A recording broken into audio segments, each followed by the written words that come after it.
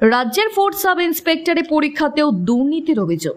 যিনি পরীক্ষায় দেননি, নিয়োগের জন্য আবেদনই করেননি, তার নাম উঠেছে সফলদের তালিকায়। কারি কারি টাকা ফেললেই পরীক্ষা ছাড়াই চাকরি হচ্ছে বলে দাবি।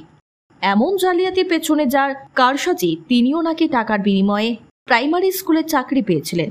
তারপর থেকেই অন্যান্যদের টাকার বিনিময়ে চাকরি করিয়ে দিতেন। ফোর্থ সাব ইন্সপেক্টরে পরীক্ষা না দিয়েই সফলদের তালিকায় যে যুবকের নাম উঠেছে তার দাবি তিনি নিজেও হতবাক। এর বিনিময়ে অভিযুক্ত যুবকের থেকে এখন 7 লক্ষ টাকা দাবি করছেন। এবার সেই অভিযোগ নিয়ে প্রাথমিক স্কুলের ওই শিক্ষকের বিরুদ্ধে থানায় ছুটলেন মালদার মালতীপুরের বাসিন্দা আলম সিদ্দিকী। প্রাথমিক বিদ্যালয়ে কর্মরত এক শিক্ষকের কারসাজিতে এই ধরনের জালিয়াতি চলছে। তিনি অনেকেই টাকার বিনিময়ে চাকরি করিয়ে দিয়েছেন বলে দাবি। তাকেও দিতে চেয়েছিল, কিন্তু সে দুর্নীতিতে সামিল হয়নি বলে নাকি থানায় এসেছে অভিযোগ করতে। অভিযোগকারীর দাবি, ওই ব্যক্তি 2017 সালে মালদার একটি প্রাথমিক স্কুলে সহশিক্ষক হিসেবে যোগ দেন। পরবর্তীতে তার সঙ্গে যুবকের পরিচয় হয়। যুবকের তিনি নাকি বলেছেন টাকা দিয়ে চাকরি হয়। তিনি এভাবে শিক্ষকতা চাকরি করছেন এবং তাকে ফোর্থ সাব ইন্সপেক্টরে চাকরি করিয়ে দেবেন। পরিবর্তে তাকে চাকরি হওয়ার পর 7 লক্ষ টাকা দিতে হবে। প্রমাণস্বরূপ বেশ কিছু ব্যক্তির জয়নিং লেটারও দেখান। অভিযুক্তের কারসাজিতেই নাকি পরে যুবকের নাম সফলদের তালিকায় চলে আসে। এরপরই বিষয়টিতে না করে দেয় আলম সিদ্দিকী। টাকা নিয়ে দুজনের মধ্যে বেশ ঝামেলাও হয় বলে দাবি। শুক্রবার সব ঘটনা জানিয়ে চাঁচল থানায় লিখিত অভিযোগ দায়ের করেন যুবক। মূলত আজকে কি অভিযোগ জানাতে চাঁচল থানায় এসেছেন?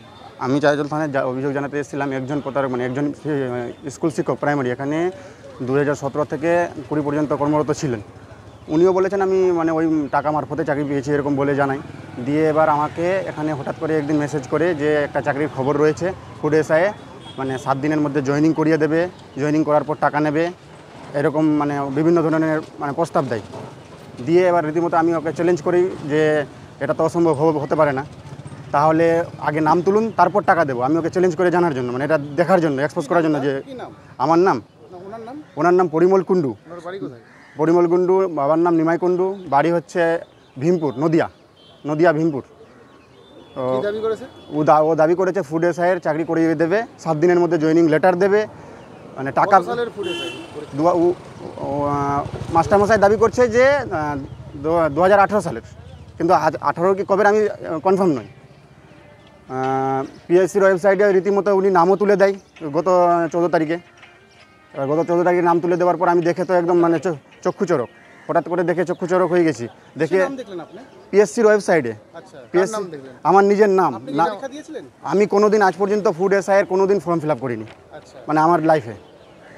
ও হঠাৎ করে পিএসসির ওয়েবসাইটে আমি ওকে যখন আমি ইচ্ছা করে আবার ওকে একটু ধমক দিয়ে বলি যে এটা তো ফেক ওয়েবসাইট, আর কিছু বলছে প্রমাণ করে দেখা এটা ফেক ওয়েবসাইট, যেখানে খুশি সেখানে করে নে, ভেরিফাই করে নে, জয়েনিং লেটার যাবে, জয়েনিং লেটার গিয়ে ভেরিফাই করে নিতে পারিস, গিয়ে জয়েনিং হবি, বেতন পাবি, সব কিছু রীতিমতো।